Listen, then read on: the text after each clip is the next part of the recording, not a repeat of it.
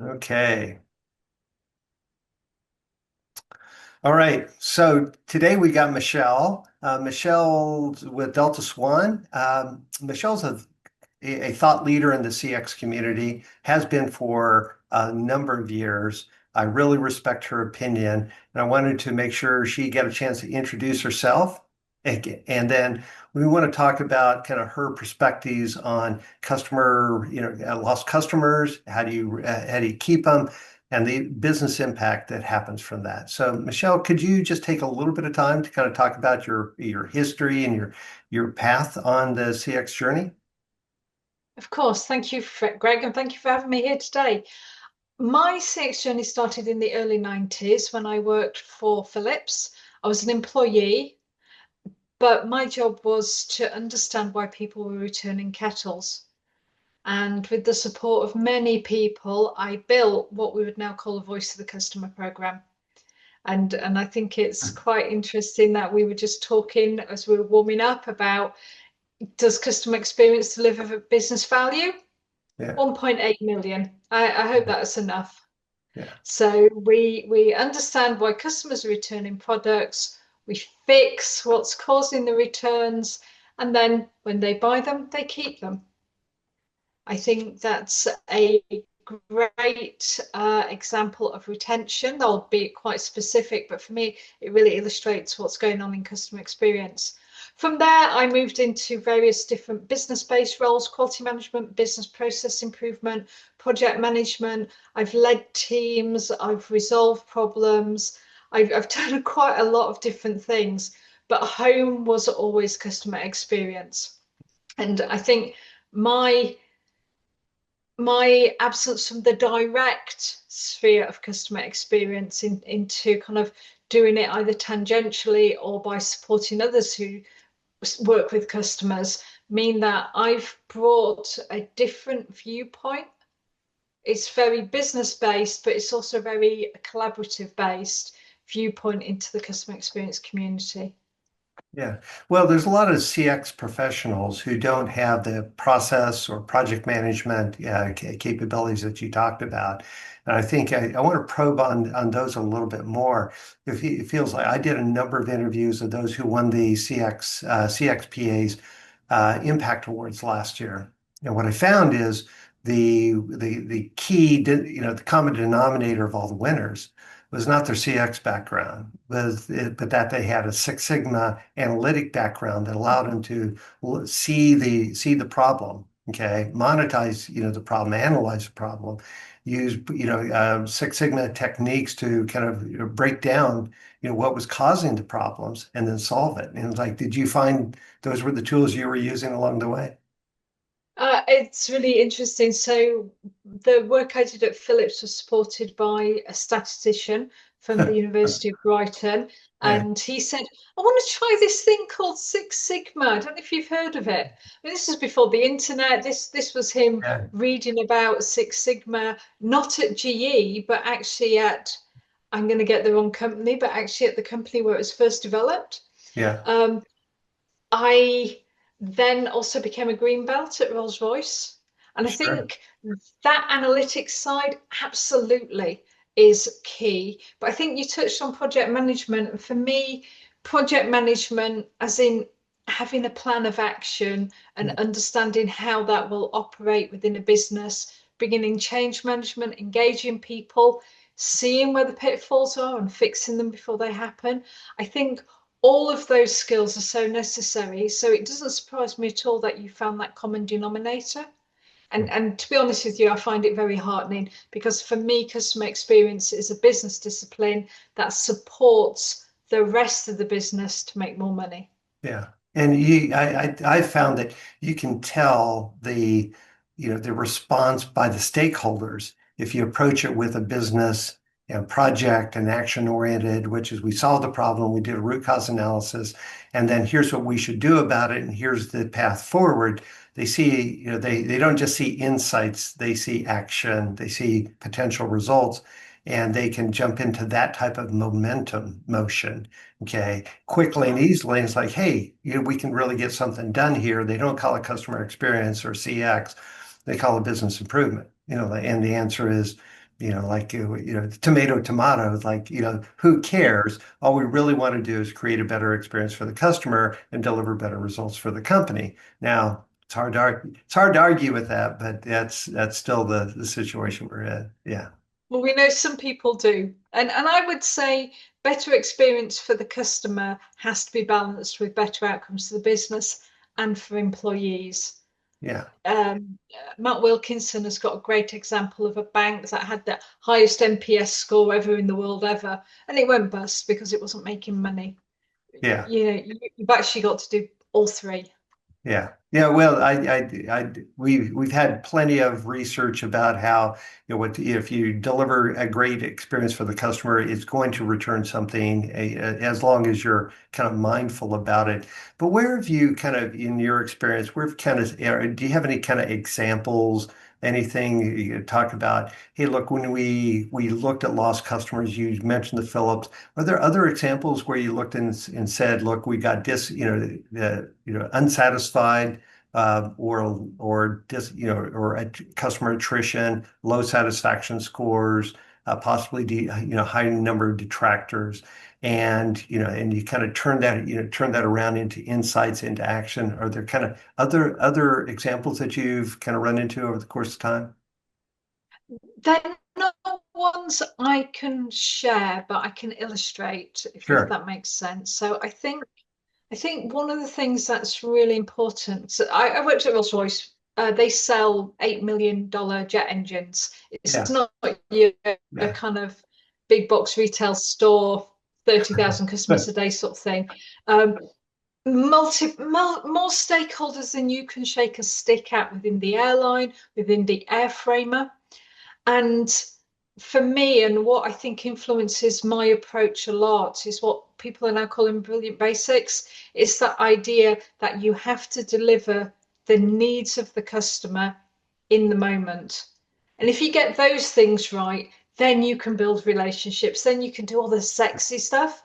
But Yeah. if you are disappointing customers on your promises or what they've assumed to be your promises, then you're going to have unhappy customers. And those unhappy customers are going to impact your business in all the ways you and I have discussed ad infinitum. So, you get higher cost to serve, higher cost to sell. We see slowdowns in revenue. We see slowdowns in profitability. We call that slow growth. We also get, and for me, this is one of the most exciting things, we also get customers who are always in a position of pain. So they're always telling you what's going wrong. They're quite often bringing some emotional baggage with that, particularly in Mm. B2B, I have to say. And as a result, you don't get the insights that come from open, happy conversation. Yeah. So by supporting my colleagues to improve the responses to customers who are unhappy, what we believe we would see 10, 20 years further down the line in the purchasing cycle are customers who are actually happy to be having a conversation. Yeah. And I think that for me is just the most important part of working with unhappy customers to change them into happy customers. I read something the other day, and I've got to get it straight in my head. But a marketeer was talking about fat-tailed investments Yeah. versus thin-tailed investments. Yeah. Thin-tailed investments are things that deliver immediately. Bang, bang, bang, bang, bang. And Yeah. marketing, these are marketing. A marketing campaign might be an example of that. And you Sure. see an immediate impact because everybody goes out and buys something after seeing an ad. Where in marketing, relationship building, brand marketing build a greater potential, Yeah. but they take longer to do it. And for me, I think in customer experience, we have to get that balance right. So I'm all about quick wins. I'm all about quick wins, but expecting quick wins to show on the bottom line, I think can be a bit naive because if you're purchasing cycles, somebody buys one of these every 7 years, it's Yeah. not going to show up on your, it's not going to show, and nobody's ever going to be able to trace that line back. Yeah. Um, so, so we have to trace that line. And that's the first conversation you and I had. I remember that so distinctly. But Yeah, we also have to be clear about when we can deliver something that actually moves the lever today, and when we're actually building what this chap called, and I love, the potential to move right. the lever tomorrow. Yeah.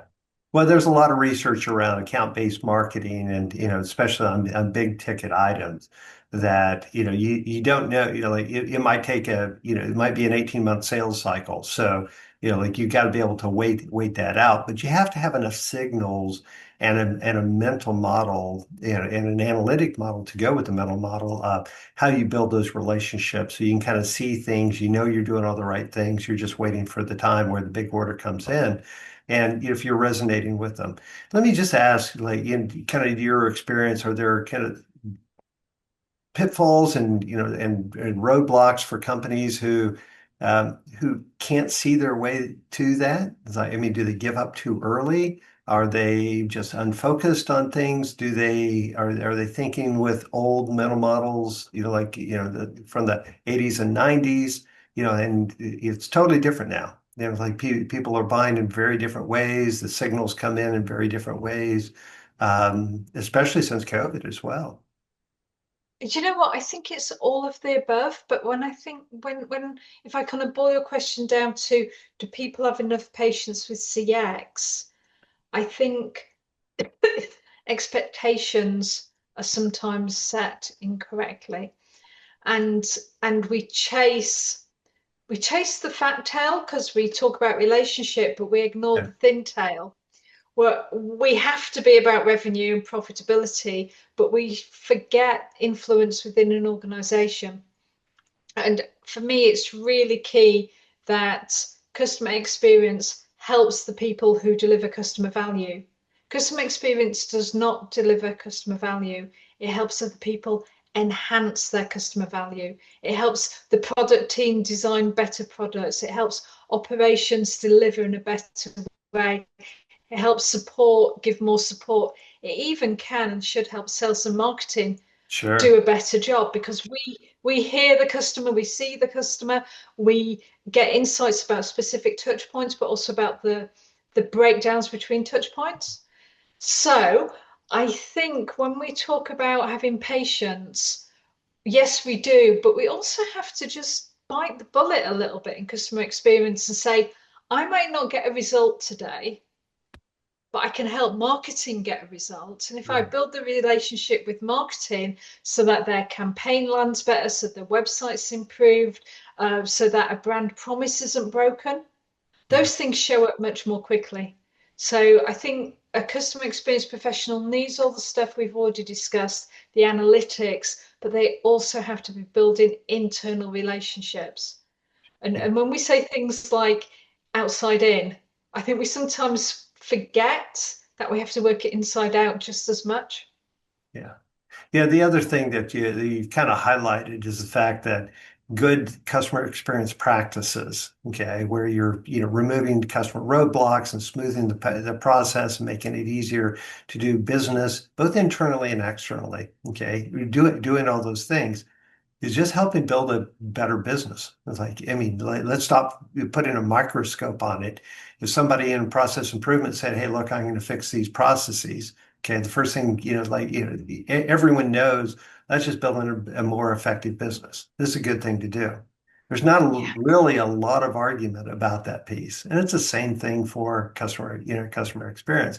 If you do all those things, and I think you're right, which is if you can get, your internal stakeholders to say this CX effort actually made it easier for the sales guys to do their job, the marketing team to do theirs, the product folks more effective, the support folks more effective, then you're gonna get voted on the team, that's for sure. So yeah, maybe not into the Absolutely. starting job on the All-Star team, but at least you'll be part of the All-Star team to say, hey, look, we're building a great business along the way.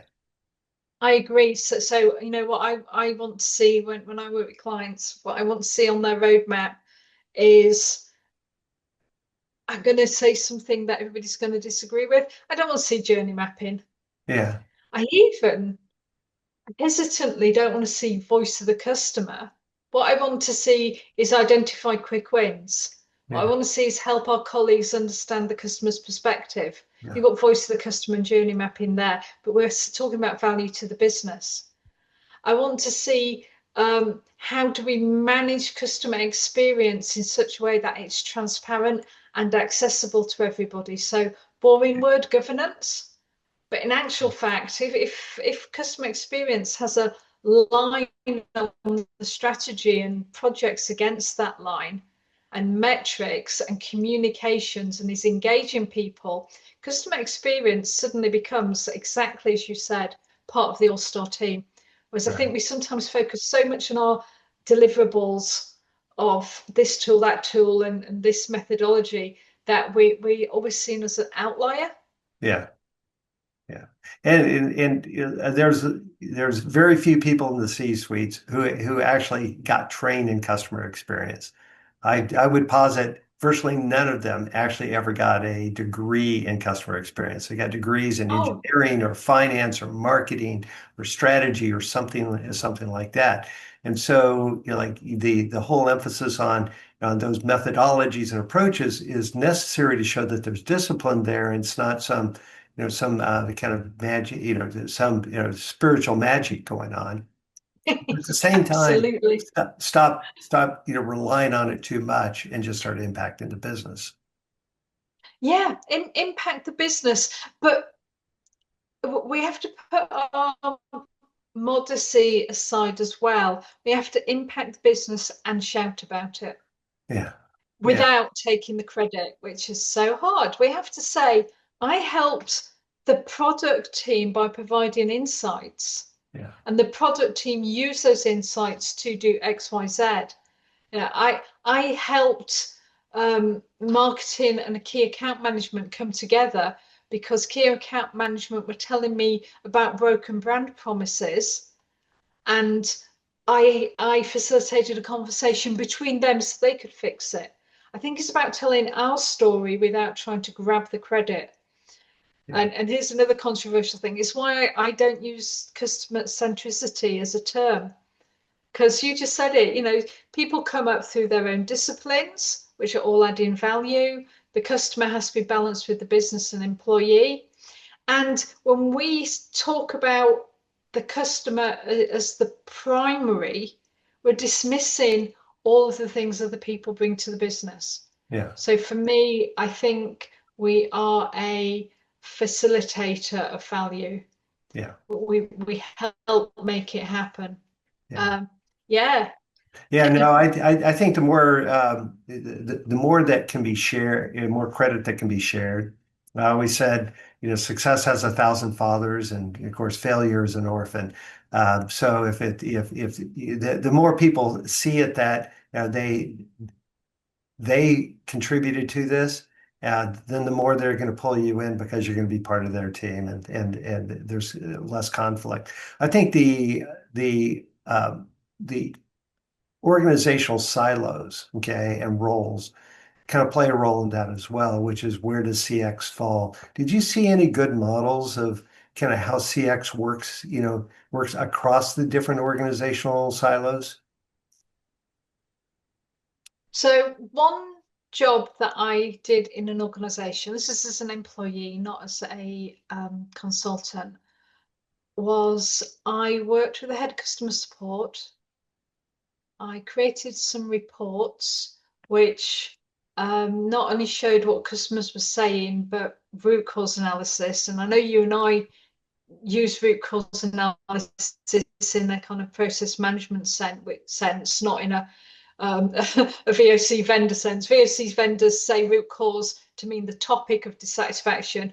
Yeah, Our root cause goes deeper and says, why does this sure. happen? Why did that happen? Why did Yeah, that happen? yeah, So we get to root cause, and then partially because of my network within the organization, and partially because I had head of customer support, we then asked people to just come and meet us. The two of us, we did a two-hander conversation. No good cop, bad cop, just different yeah, perspectives. sure. And we talked to a lot of senior leaders about the impact they were having on customers. And it was absolutely amazing.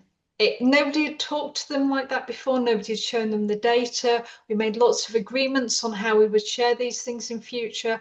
We made lots of agreements on when the customer support team found an issue, who they could go to and how quickly it would be resolved. Now, that's not breaking silos down in the delivery of the journey, it's breaking silos down in the other direction. Right.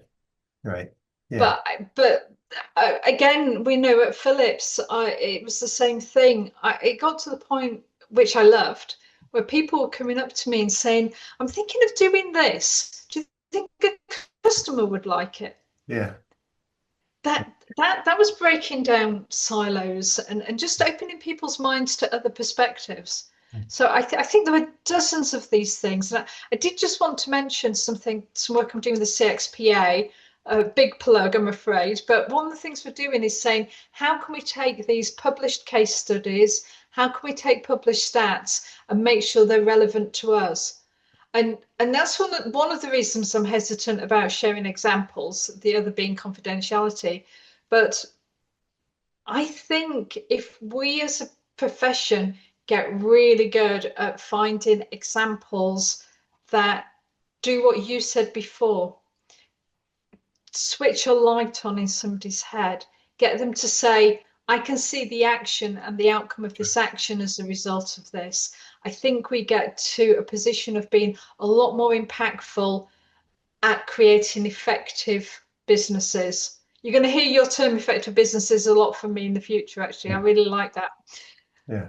Well, I think that being able to connect the dots from a customer experience action to, what the next step is, the next step, all the way to some type of improved business result, no matter what part of the business it's in. And you've mentioned all the different ones. It's just being able for people to see that connection, even if it's loose, even if it's qualitative, is important because then they can see it and it's the first step and then you can quantify it and then you can manage it and people can talk about it and they can educate others on it in being able to see that. It's still a head scratcher to me about why that's a challenge in today's age, but hey, look, that's the challenge we face. So hey, look, this is going to be the first of several conversations we're going to have. So I'm just going to, let's say, Michelle, thanks for being a CX leader. Thanks for taking the time today. And we'll come back for a second interview on a different set of topics at a later date. Brilliant. Thank you so much, Greg. Okay. Thanks, Michelle. Bye bye.